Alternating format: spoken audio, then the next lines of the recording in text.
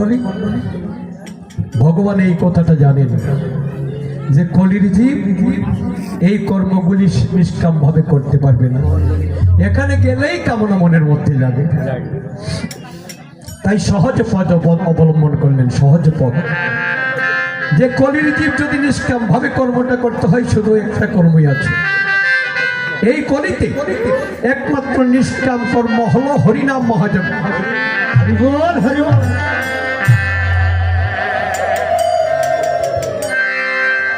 দেবতার বাড়িতে গেলে দেবতার কাছে কিছু চায়, কিছু পায়, কিন্তু আমার মহাপ্রভুর বাড়িতে যারা আসে কিছুই চায় না। মহাপ্রভুর ভক্ত যারা মহাপ্রভুর কাছে কিছুই চায় না, আর যদিও চায় কিছুই পায় না। কারণটা কি? কারণটা আপনারা লক্ষ্য করে দেখেছেন, গ্রন্থের পাতায় দেখেছেন, ছবিতে হলেও দেখেছেন, যত দেবতাগণ আছেন, যত অবতারগণ আছেন, প্রত্যেকের হাতেই একটা না একটা কিছু আছে, নাকি? একটা না একটা কিছু আছে সবার হাতেই। কিন্তু আমার মহাপ্রভুর বিগ্রহ যে এখানে দাঁড়িয়েছে, আপনারা লক্ষ্য করে দেখুন তো, মহাপ্রভুর হাতে কিছু আছে? কাজেই মহাপ্রভুর কাছে আপনি কিছু চাইবেন, মহাপ্রভু দেবার মতো কিছুই নাই।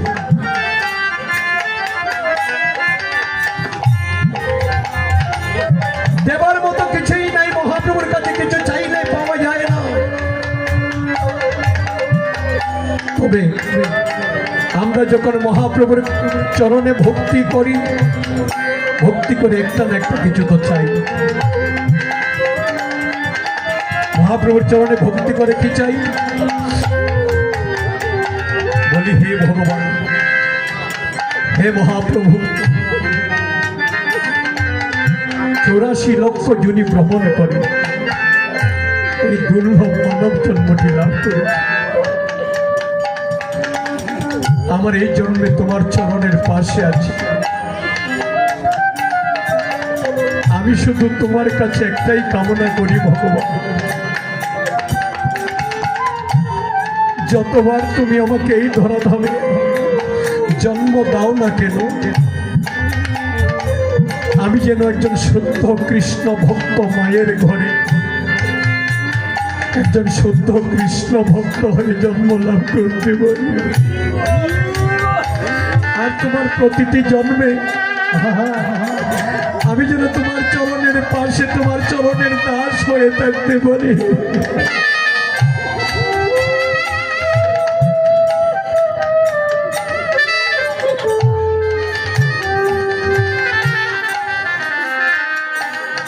আমায় চরণ ছাড়া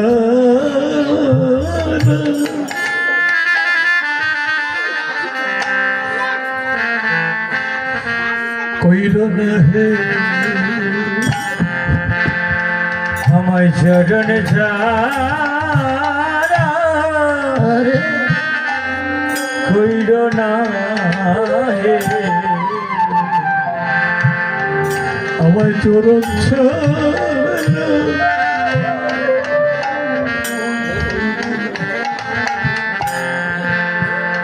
আমায় চরণ ছাড়া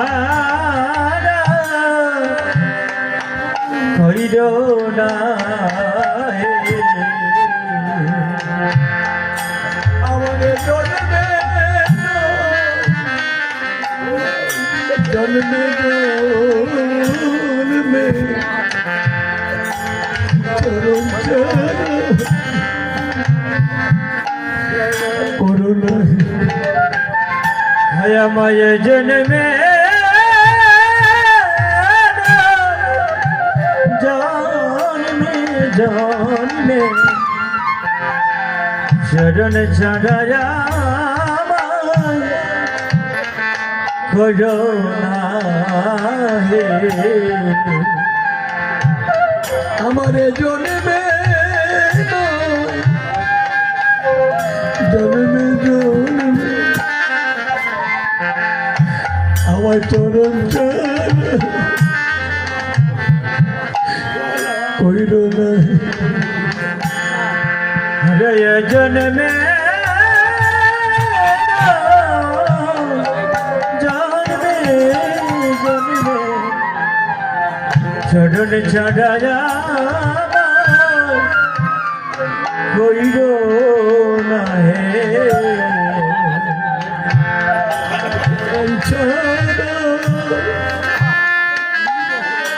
कोई रो न है चरण चढ़ाया করোনা হে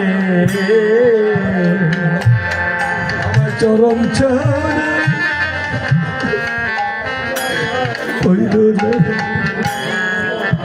চরণ চড়ায়া করোনা হে আমি বহু জনমে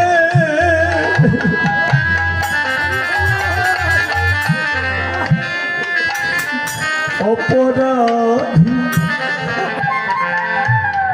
আমার চরণ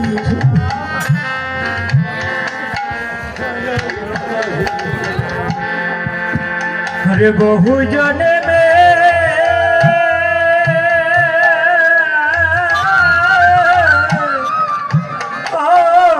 অপরাধী চরণ ছড়ায়া করোনা হে আমি বহু জনমে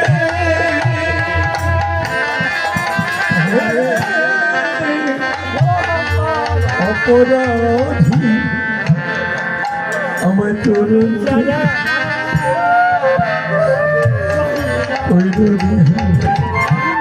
আমি বহু জন্মে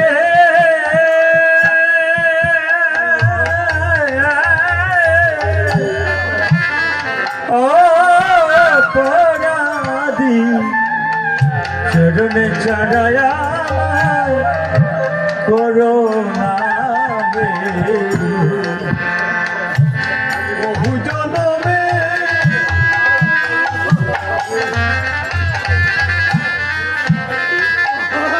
অপরাধী আমার চরণ ছাড়া কইর না আমি বহু জন্মে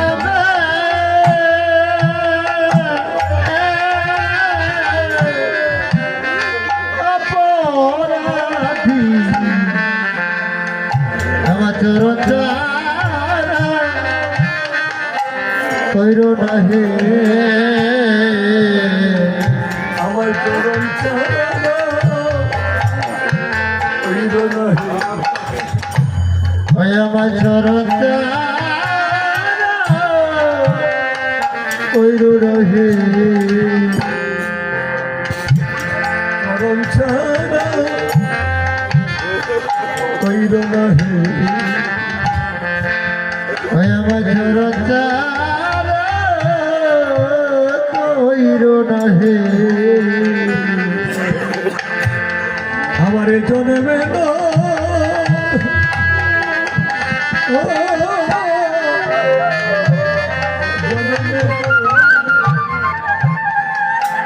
চরণ ছাড়া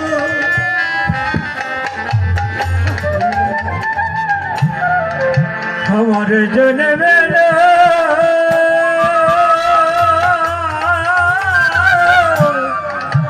জন্মে জন্মে চরণ চড়ায়া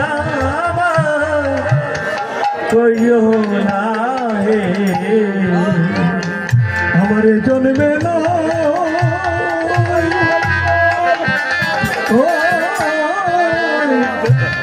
জন্মে জন্মে চরণ ছাড়া কইর নাহি আমার জন্মে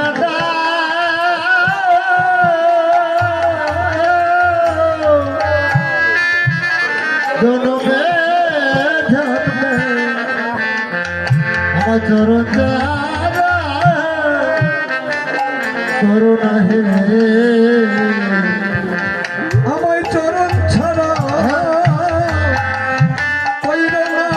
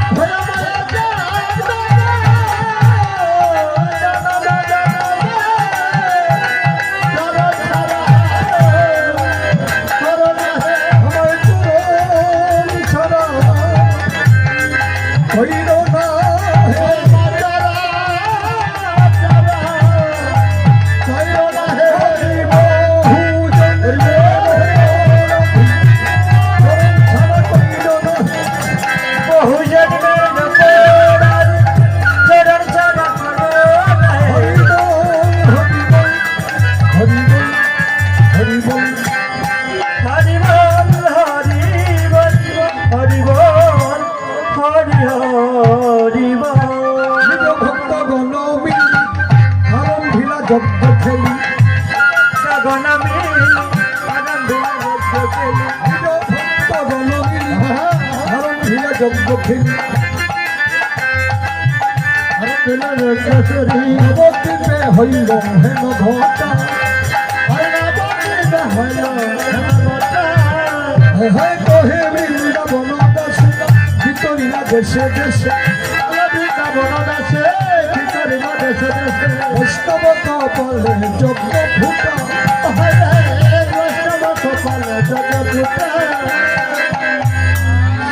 আপনি আচরি ধর্ম জীবের শিখায় সেই সে সিদ্ধান্ত গীতা ভগবান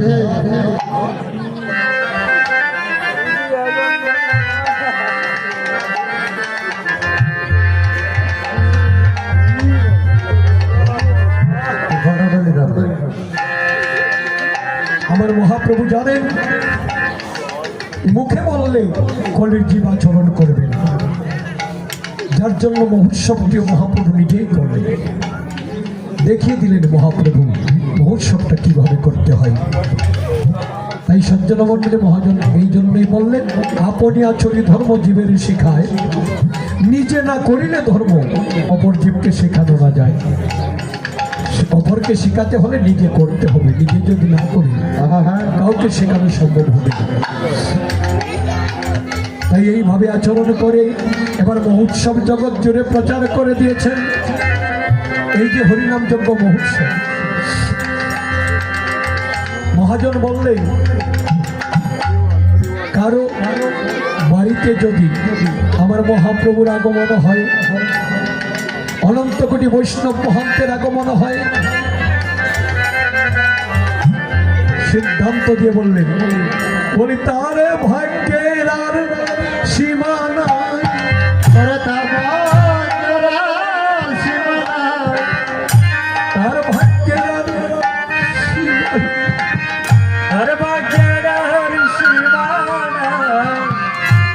যারা গৌর নিতাই তার ভাগ্যের আর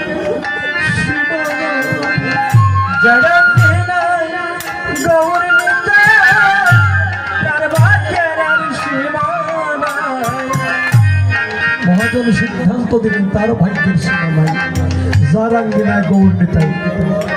আজ এই আঙ্গিনায় যিনি এই মহোৎসবের আয়োজন করেছেন, যিনি আমার মহাপ্রভু তথা অনন্ত কোটি বৈষ্ণব মহান্তেরকে আমন্ত্রণ নিমন্ত্রণ করেছেন, তিনি বৈষ্ণব। বৈষ্ণব নয়, পরম বৈষ্ণব। ওনার যে পিতা মাতা তারাও পরম বৈষ্ণব। যদি বৈষ্ণব না হতেন এই ভক্তের মনে এমন বাসনা জাগ্রত হতো না। তাই পুত্র হয়ে পিতৃলোকের উদ্দেশ্যে এই হরিনাম যজ্ঞটা করছেন। এইভাবে যদি কোনো ভক্ত হরিনাম যজ্ঞ করে পিতৃপরিষের উদ্দেশ্যে, শাস্ত্র বলেছে কুলং পবিত্রং জননী কৃতার্থা বসুন্ধরা সা বসতিষ্ঠ ধন্যা নিতন্তি স্বর্গে পিতন্তি পিতরং ইয়েসাং কুলে বৈষ্ণব নামাধ্যায়। এই কুলে যে সে জন্মগ্রহণ করেছে তিনি হলেন পরম বৈষ্ণব। কুলং পবিত্র, তার দ্বারা সমস্ত কুল পবিত্র হয়ে যায়। জননী কৃতার্থা, যে জননীর গর্ভে জন্মগ্রহণ করেছেন সেই জননী কৃতার্থ হয়। বসুন্ধরা বসতিষ্ঠ ধন্যা, যে গ্রামে বসতি করেন সেই গ্রামও ধন্য। সজ্জন মণ্ডলী এইভাবে মহোৎসবের আয়োজন করেছেন। তাই মহাজন সিদ্ধান্ত দিলেন তার ভাগ্যের সীমা নাই, অপরন্ত তার ভাগ্য। অনেক অনেক ভাগ্যের ফলে এই হরিনাম যজ্ঞ মহোৎসবটা আরম্ভ করেছে। এবার মহাজন সিদ্ধান্ত দিলেন এইভাবে যদি মহোৎসব হয়, মহোৎসব কেহ করেন, এই মহোৎসবের ফলে কি হয়? তিন কুল উদ্ধারে, তিন কুল উদ্ধারে,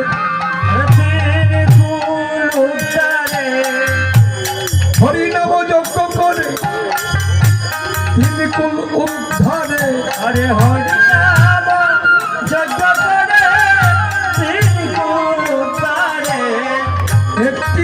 হরিনাম যজ্ঞ মহোৎসব কোথাও অনুষ্ঠিত হলে একটি মহোৎসবের ফলে একসঙ্গে তিনটি কুল উদ্ধার হয়ে যায়।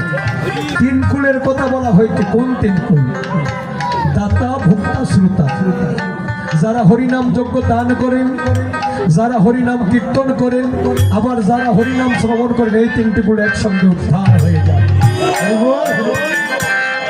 মহাজন বললেন না, শুধু তিন কুল নয়, তিন কুলে 9 কুল উদ্ধার হয়। 9 কুলের কথা যে বলেছে, 9 কুল কি করে হলো? এই যে দাতা, ভোক্তা, শ্রোতা, প্রত্যেকের 3 কুল। দাতা, ভোক্তা, শ্রোতা প্রত্যেকের 3 কুল। প্রত্যেকের যে 3 কুল, কোন 3 কুলের কথা বলা হয়েছে? দেখুন, প্রথম যে কুলটির কথা বলা হলো, সে কুলটি হলো শ্বশুরের কুল। হরি বল। দ্বিতীয় কুলটি হলো মাতুলের কুল, তৃতীয় কুলটি হলো সকুল অর্থাৎ পিতৃকুল। এই 3 কুল করে দাতা, ভোক্তা, শ্রোতা 9 কুল একসঙ্গে উদ্ধার হয়ে যায়। আবার মহাজন বললেন না, শুধু 9 কুল নয়, 100 কুল উদ্ধারে, 100 কুল উদ্ধারে, 100 কুল উদ্ধারে, 100 কুল উদ্ধারে হরিনাম যজ্ঞ করে 100 কুল উদ্ধারে, হরিনাম যজ্ঞ করে 100 কুল উদ্ধারে।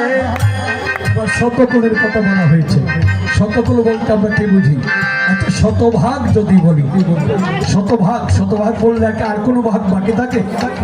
শতভাগের শতভাগ অর্থাৎ এখানে যে হরিনাম কীর্তন হয়েছে, এই হরিনাম কীর্তনের ধ্বনি যতদূর পর্যন্ত গেছে, জাতি, ধর্ম, বর্ণ নির্বিশেষে, পশু, পাখি, কীট, পতঙ্গ, স্থাবর, জঙ্গমাদি যা কিছু আছে, সবাই একসঙ্গে। হরি বল।